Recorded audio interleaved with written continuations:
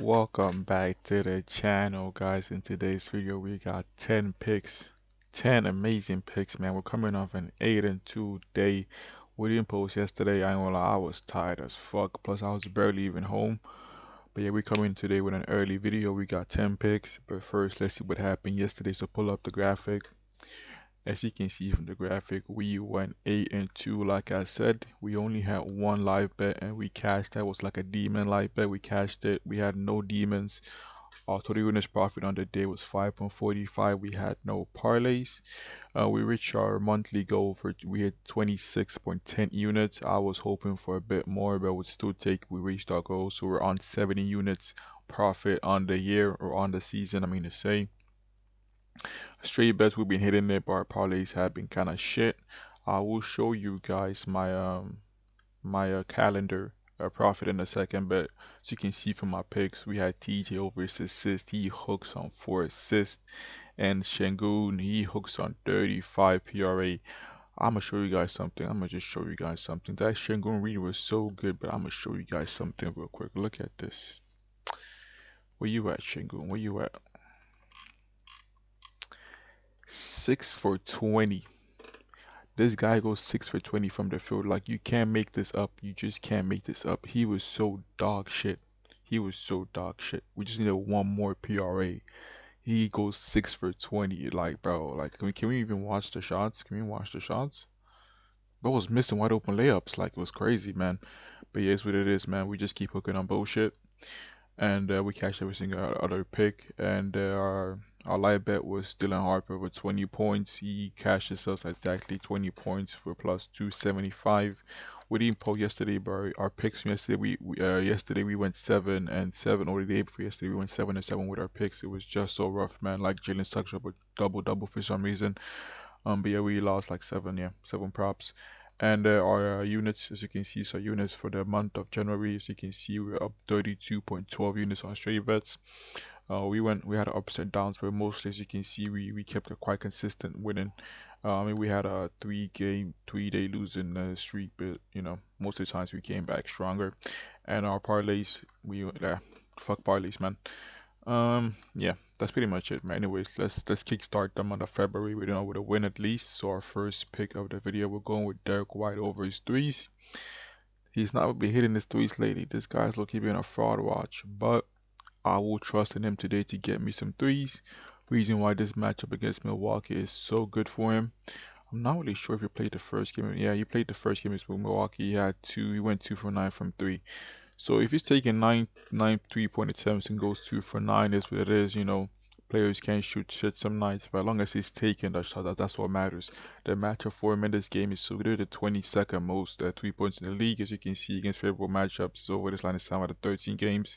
He got the most, that's the third most 3 pointers to his position against favorable matchups over this line. 8 out of 11 games average and 3.4 3-pointers made against favorable match against spot up shooters over this line in 7 out of 14 games, and catch and shoot over this line 7 out of 12 games. Obviously, the matchup form is fantastic. It's about can he knock his shots down. I mean, there's honestly three guys in this team. You can honestly go for the 3-pointers. You can go for Peyton Pritchard, but he just had a crazy game, so we're not going for him because most of the times when guys have a crazy game, the next game they play like shit. We have Anthony Simons also is a good 3-point shooter. We got Sam Howell is also a good 3-point shooter. I'm going for Derek White personally. He had a shit game last game. I expect him to have a bounce back in this game. So yeah, hopefully with Jaylen Brown being back, because I think with Jaylen Brown in the lineup, I'm not really sure. He should be more efficient with his threes since Jaylen Brown's gravity and stuff. Let's actually fact check that. I guess not. I guess I was wrong. But I really love Derek White to go over his threes in this game, and he just has to bounce back. 2 straight games feel like shit, and then he's had our yeah. We're going on to our next pick. We're taking Luka Garza over 13.5 PRA. Has been bumped to 14.5. We can get it a price pretty a bit much better. He's been playing so good lately with Namias Skater, because that's just that's the guys be sure minutes with. I think there's a like a G League guy coming in, but it's not gonna affect. I don't think it's gonna affect his minutes that much. But with the Namias Skater in and seeing 15 plus minutes, let's put him for 40 minutes. He's over this line. in 21 out of 27 games, averaging 16.4 PR. The reason why OPR, I mean, the reason why average is this low is because when he goes under by some like a tremendous margin. I can see in this game he had only what's that? That's 7 PRA, but most of the time when he goes over, like he goes over like a bunch. As you can see, he's gone over quite a ton. This Milwaukee matchup is so good for him. I know the matchup says he goes to fit list PRA his position, but lately this Milwaukee team has been leaking points, rebounds, and everything to centers or everyone on also pretty much everyone because Giannis is out. This Milwaukee team sucks at defense. They just lost to the Wizards. Like this team fucking sucks. Um, I think rebounding matchup wise, he has such a good rebounding matchup because the Milwaukee team cannot rebound without Giannis. So we really love Luka Garza to get some points against this team and some rebounds. Assists just an add on because I think his PR is at 13.5. So just play PR for 13.5 too, you know what I'm saying? 14.5 I'd still play because this might be a blowout. This Milwaukee team, like I said, stinks. So yeah, we're taking to go over his PRA at 13.5. 14.5 I'd still play it. Our next pick, we're going with Brandon Ingram over his RA at 9.5. Favor to go under. I do not agree with the books. Reason why in favorable matchups on the years over this line 12 out of 20 games. We also got to factor in the starters in the team. Let's put in Scotty Barnes, put in Quickly, and let's put in RJ Barrett. We all these guys playing, and let's supposed to move Porto. With all these guys playing and Porto being out is over this line in 4 out of 5 games. Obviously, it's a small, small game sample, but it goes to show with all these starters playing. As you can see, the assist matchup form is just fantastic. This Jazz team absolutely stinks. Our only risk in this rob is if fucking Ingram just decides to just go off for scoring. But I'm hoping that he can actually pass the ball. The rebounding should be there for him. I think the rebounding will be shared between him and Scotty Barnes. But I don't really trust Scotty Barnes to go over his RA, man. Like, even if it will matchups, you can see in the year, this guy, yeah, I'm not taking that. So we're going for Ingram instead with a higher hit rate on his PR or RA, I mean to say. So he has my, I think it's fourth pick or third, I'm not really sure. We have no picks for this Jazz team. For the Kings, we are taking Sabonis over his RA at 15.5 against the Wizards. The matchup is the best, like it's the best matchup for any center in the league. Plus with Sabonis, it's not about matchup, it's about the minutes he plays. When you put Sabonis with like 28 minutes, because he's back to playing this, as you can see over the past game, he's back to playing this minutes, so let's put it for at least 28 minutes, because he played 28 in this game, also foul trouble. So, yeah. Anyways, 28 minutes with Sabonis on the years over this line, 9 of 12 games, averaging 17.3 RA. This guy averages 24.4 rebound chances. Like that is fucking crazy. Like that's fucking crazy. And he averages. Well, what's his potential assist? I want to see his potential assist.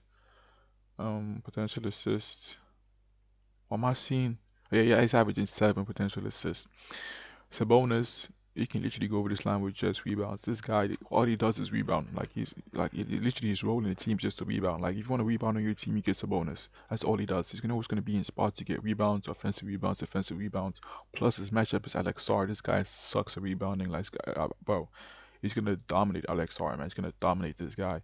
So yeah, I ain't gotta say much about this. This is my favorite matchup for sure. Sabonis over his rebounds and assists. Both these teams suck, so I don't see this being a blowout. Both these teams absolutely suck.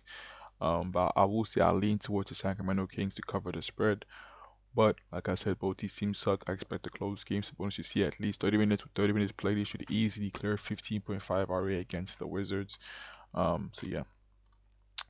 On to we're not taking any picks in this Nets game. Blowout risk. I see this being a blowout for sure, man. So I'm not taking any picks. But a lean for mine was Cade over 32.5. I always pay on to 33.5. But a lean for mine with Cade over 32.5 PA and Duncan Robinson over his points. But I'm not playing that.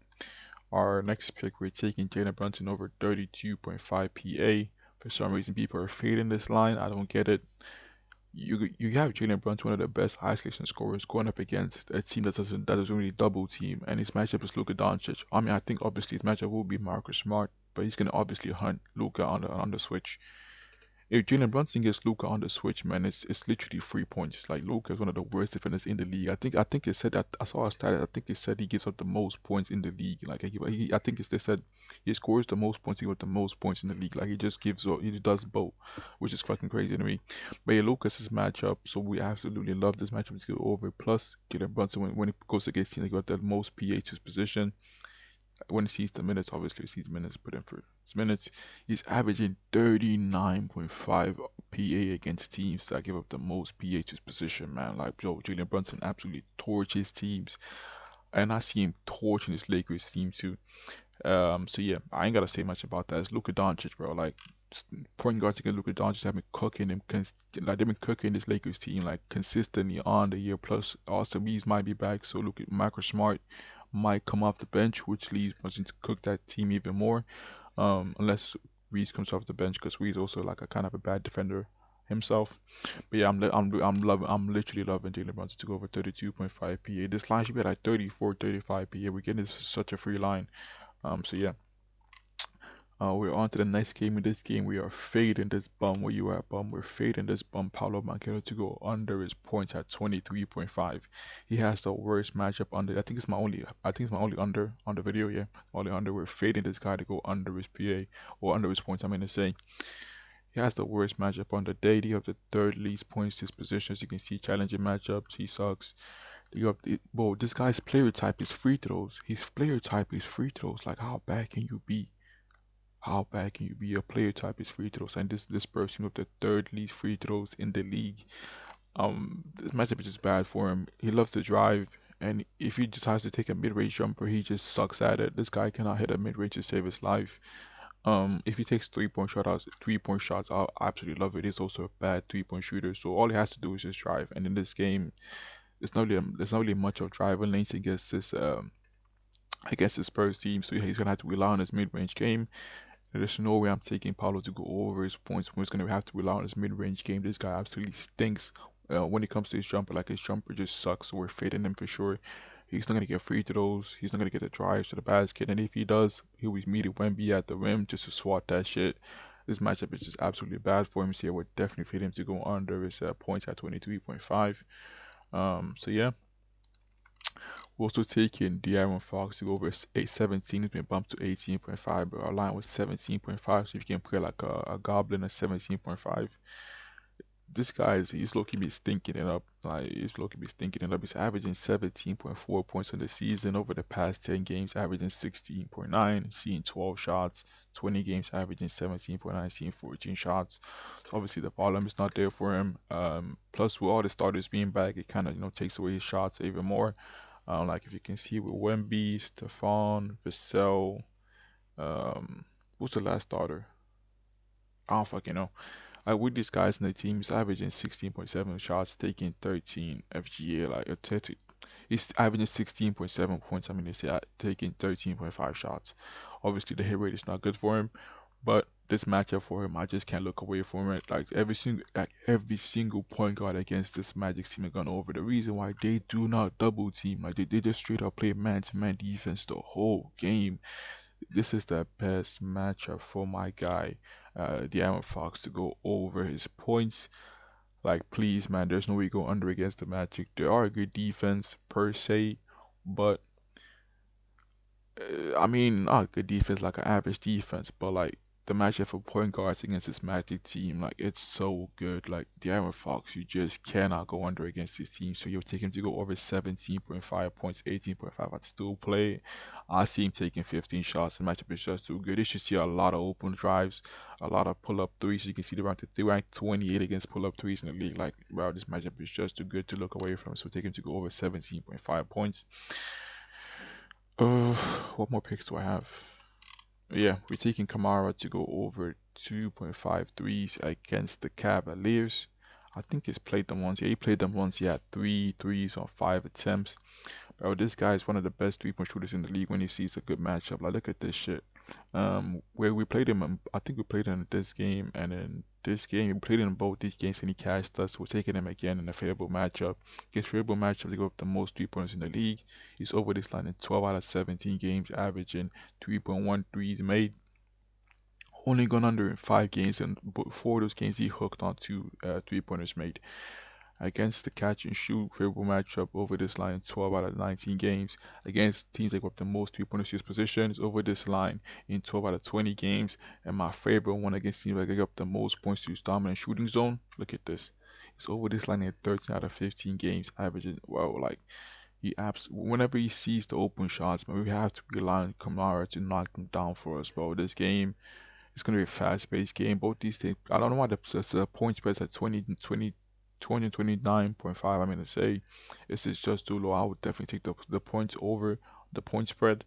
But yeah, Kamara is going to go under this line against teams that give up the most points to dominant shooting zone in 2 games. And one game he went 0 for 3. Another game he went 2 for 8. So yeah, we're loving him to go over his 3 pointers made for sure, man. This matchup is just too good to look away from. He's a reliable, consistent 3-point shooter. I think the only risk might be foul trouble since he's the one guarding Donovan Mitchell. But yeah, we're hoping he can keep his hands to himself and just get us through the game and knock us on three for us.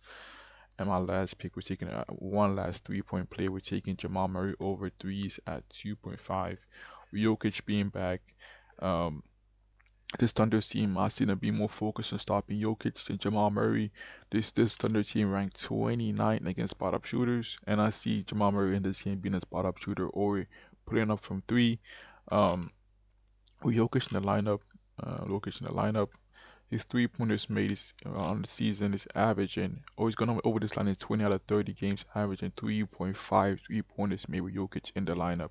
With Jokic outside the lineup, as you can see, he's averaging only 2.7 threes made. The matchup form is fantastic against catch and shoot. As you can see, he absolutely torches teams with Jokic in, spot up shooter, same thing. Yeah, 3 pointers his position is the exact same thing. 3 pointers allowed. It's the exact same thing. Like we are absolutely loving Jamal Murray to go over his threes in this game. Another good look would be Tim Hardaway over his threes also, or Peyton Watson maybe for threes. 1.5 is kind of low.